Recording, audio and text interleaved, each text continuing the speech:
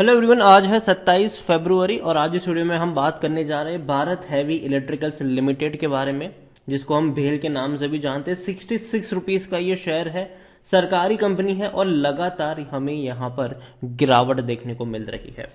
हालांकि कंपनी को कई सारे बड़े प्रोजेक्ट मिल भी रहे हैं और खास करके कई सारे सरकारी प्रोजेक्ट मिल रहे हैं, और वो भी रेलवे से जुड़े हुए भी प्रोजेक्ट हैं, डिफेंस से जुड़े हुए भी प्रोजेक्ट हैं, कंस्ट्रक्शन से भी जुड़े हुए प्रोजेक्ट है। कई सारे प्रोजेक्ट जो है वो कंपनी हैंडल कर रही है, लेकिन फिर भी शेयर प्राइस गिरता जा रहा है क्योंकि बाजार में गिरावट देखने को मिल रही है और कहीं ना कहीं बढ़ता इंटरेस्ट परेशान कर रहा है। उसके बारे में हम बातचीत भी करेंगे कि खरीदारी के मौके बन भी रहे हैं कि नहीं, और अगर बनेंगे तो कहां पर बनेंगे। वीडियो को शुरू करूं उससे पहले अगर आपने अभी तक चैनल को सब्सक्राइब नहीं किया है तो प्लीज अभी इसे सब्सक्राइब कर लीजिए, क्योंकि आगे भी बहुत सारे वीडियोस हैं जो आपको काफी ज्यादा हेल्प करेंगे। तो 2.5% की तेजी है, सॉरी गिरावट है। आज 66 रुपीज का ये शेयर है और पिछले एक महीने में अगर हम देखें तो पिछले एक महीने के अंदर भारत हैवी इलेक्ट्रिकल्स लिमिटेड का जो शेयर है उसमें तकरीबन 9% की गिरावट है और लगातार गिर रहा है। अगर एक दो दिन भी तेजी आ गई तो उससे ज्यादा की फिर से गिरावट दिखा रहा है ये शेयर। एक महीने का सबसे बड़ा लो अभी इसने बनाया है। एक साल की अगर हम बात करेंगे तो पिछले एक साल के अंदर अभी 38% का ग्रोथ जरूर है। 42 रुपीज का शेयर था, 90 तक गया, डबल हो गया पैसा यहां पर, लेकिन 90 के बाद लगातार टूट रहा है। देखो, जब भी आपको ये 50 रुपए के नीचे मिल रहा था, कई सारे वीडियोस मेरे थे खरीदारी करो खरीदारी करो खरीदारी करो, लेकिन जब भी ये 70 रुपए के ऊपर गया मैंने कहा था कि प्रॉफिट लो प्रॉफिट लो प्रॉफिट लो। अभी भी अगर आप देखो तो वो एक डाउनवर्ड ट्रेजेक्टरी दिखा रहा है और कहीं ना कहीं बाजार भी अच्छे मूड में नहीं है, तो शायद हो सकता है कि शायद जो गिरावट है वो थोड़ी सी और भी यहाँ पर गहरा सकती है। बड़ी अपडेट यहाँ पर यह है कि देखो, वंदे भारत ट्रेन सरकार का भैया नेक्स्ट जो प्रोजेक्ट है रेलवे को लेकर, और सबसे बड़ा है वो है वंदे भारत ट्रेन। सरकार कई सारी वंदे भारत ट्रेन को लॉन्च करने वाला है आने वाले दौर में, और वहां पर भैया भेल की अगर हम बात है तो भेल emerge as fully Indian bidder for the Vande Bharat train. और यहां पर अगर हम बात करने जाए कंपनी को लेकर तो भेल is a lead partner but scope work is almost equal. The final detail will be have to worked out based on operation efficiency वगैरह कॉन्ट्रैक्ट के अकॉर्डिंग। और वंदे भारत ट्रेन की अगर हम बात करने जाए तो टेंडर जो है वो 200 ट्रेन सप्लाई करने का है, including design, manufacture, testing and commissioning with 35 years of maintenance contract. देखो, ट्रेन बना के देना फिर बाद में 35 साल तक उसका मेंटेनेंस का भी अलग से पैसा मिलना, ये बहुत बड़ी बात है। यहां पर टोटल अगर हम कॉस्ट ही देखें तो 720 मिलियन रुपीस है यहां पर अप्रोक्सीमेटली। ठीक है, 200 ट्रेन का जो अप्रोक्सीमेटली कॉस्ट है वो 720 million rupees with completion execution in next 3-4 years the contract would be awarded to bidders। ठीक है, with the lowest bidder receiving 120 trains and the second lowest will receive 80। मतलब दो bidders को मिलेगा जिनमें से सबसे कम जिनकी बीड होगी उनको 120 ट्रेन का कॉन्ट्रैक्ट मिलेगा, और जो सेकंड लोवेस्ट बीड होगी उनको 80 ट्रेन का कॉन्ट्रैक्ट यहां पर मिलेगा। और train will be built at railway Indian railway manufacturing facilities, तो जो भारत की रेलवे मैन्युफैक्चर फैसिलिटीज है वहीं पर इसको बनाया भी जाएगा। ठीक है, अगेन बड़ी बात है। और कहीं ना कहीं अगर आप देखोगे तो प्रोजेक्ट काफी बड़ा प्रोजेक्ट है इनके पास, काफी बड़ा प्रोजेक्ट है। ठीक है, भारत हैवी इलेक्ट्रिकल्स भेल देखा जाए तो लार्ज कैप कंपनी है, 23,000 करोड़ से भी ज्यादा कैसा मार्केट कैप, वॉल्यूम देखें तो 52 लाख का वॉल्यूम देखने को मिल रहा है, और मार्केट अभी खुले हुए कुछ टाइम हुआ है। ठीक है, और शायद जब मार्केट क्लोज होगा 1 करोड़ तक के भी वॉल्यूम्स आपको आज देखने को मिल सकते हैं। लेकिन प्रॉब्लम यह है कि कंपनी अभी उतना बड़ा प्रॉफिट नहीं छाप रही है। 42 करोड़ का ही प्रॉफिट हुआ था, लेकिन मेरे हिसाब से ये अच्छा है क्योंकि पिछले 2 क्वार्टर में कंपनी प्रॉफिट में आई है। इससे पहले के क्वार्टर कंपनी लगातार लॉस कर रही थी।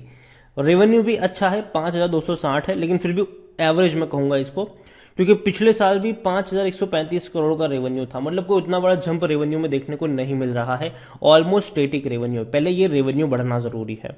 क्वार्टरली इनका रेवेन्यू 6,000 7,000 करोड़ पे जाना जरूरी है, और जब तक वो नहीं होगा कहीं ना कहीं इनका जो ग्रोथ है वो कह सकते हो कि अटकी हुई है। यहां पर कंपनी को और बड़े पैमाने पर काम करना पड़ेगा। यहां पर प्रमोटर देखे तो 63.17% की होल्डिंग। कौन है प्रमोटर? गवर्नमेंट है, सरकारी कंपनी है, डूबने का खतरा ना के बराबर है यहां पर, और कोई भी शेयर गिरवी नहीं है। LIC के पास भी 10.07% की होल्डिंग हमें देखने को मिल रही है।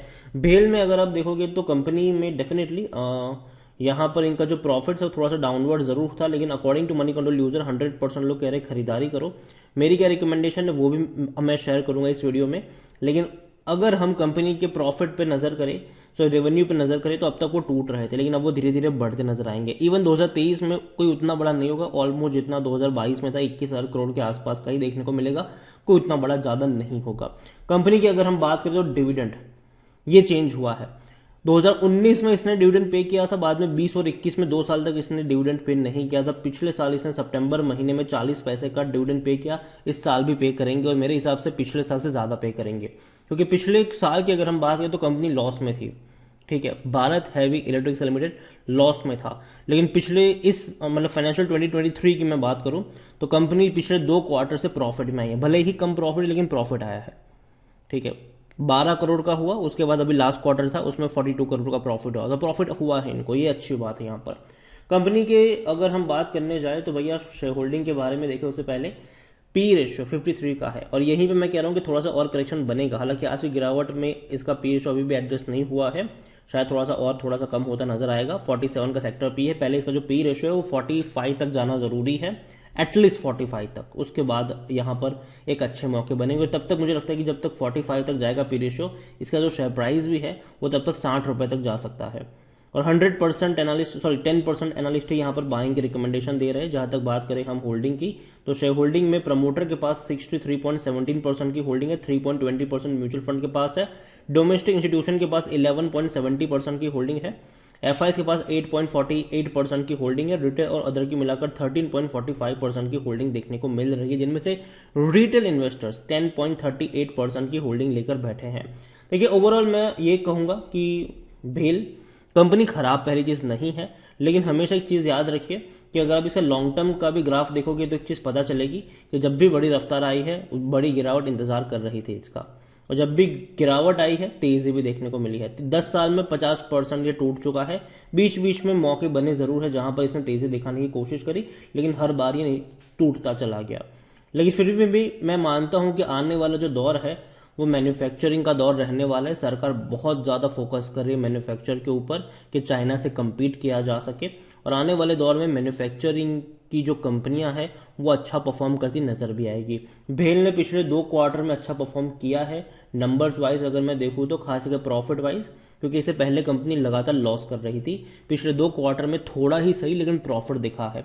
अगर धीरे धीरे इनके प्रॉफिट में बढ़ोतरी होती रहती है तो शायद लॉन्ग टर्म के लिए भी एक अच्छी कंपनी बन सकती है, लेकिन अभी के लिए मैं इसको शॉर्ट टर्म के लिए रिकमेंड करूंगा। मेरे हिसाब से जो खरीदारी के मौके बनेंगे वो बनेंगे 55 रुपए के आसपास। 55 रुपए के आसपास जाता है खरीदो, 70 रुपए के आसपास जाए बेचो और भाग जाओ यहाँ से। लेकिन हाँ, एक चीज ये भी रहेगी कि नेक्स्ट 2 क्वार्टर के रिजल्ट्स भी यहाँ पर काफी इंपॉर्टेंट रहेंगे कि कैसे नतीजे आते हैं। अगर प्रॉफिट बढ़ता हुआ नजर आए तो बहुत अच्छी बात है, तब पूरी गेम पलट सकती है यहाँ पर। लेकिन अभी के लिए मैं ये मान के चल रहा हूँ कि एक शॉर्ट टर्म का खिलाड़ी, अभी खरीदारी के मौके उतने ज्यादा मुझे नजर नहीं आ रहे। मैं पहले भी कह चुका हूँ, अब भी कहूंगा 70 रुपए का रेंज, 70-75 का रेंज मैं हमेशा मानता हूँ कि प्रॉफिट बुकिंग का रेंज रहेगा यहाँ पर। जब तक कंपनी का परफॉर्मेंस में सुधार नहीं होता तब तक ठीक है, बाद में वो चेंज भी हो सकता है। तो अभी के लिए मौके नहीं नजर आ रहे हैं भेल में। कंपनी अच्छी जरूर है लेकिन डेफिनेटली मार्केट में थोड़ा सा प्रेशर जरूर है, और ऐसे में कंपनी हाई वैल्यूएशन के ऊपर ट्रेड कर रही। जनरली सरकारी कंपनी का जो वैल्यूएशन होता है पी वैल्यूएशन वो काफी सस्ता होता है, इसका काफी ज्यादा है, तो थोड़ा सा करेक्शन यहाँ पर बनता है। बाकी मर्जी आपकी, वीडियो को यहीं पे एंड करूंगा। पसंद आए हो तो लाइक कर, शेयर कर, चैनल अगर पहली बार है तो प्लीज सब्सक्राइब करें। और भारत हैवी इलेक्ट्रिकल्स लिमिटेड के बारे में आप क्या सोचते हैं वो भी आप मुझे कमेंट में लिखकर बता सकते हैं। Thank you.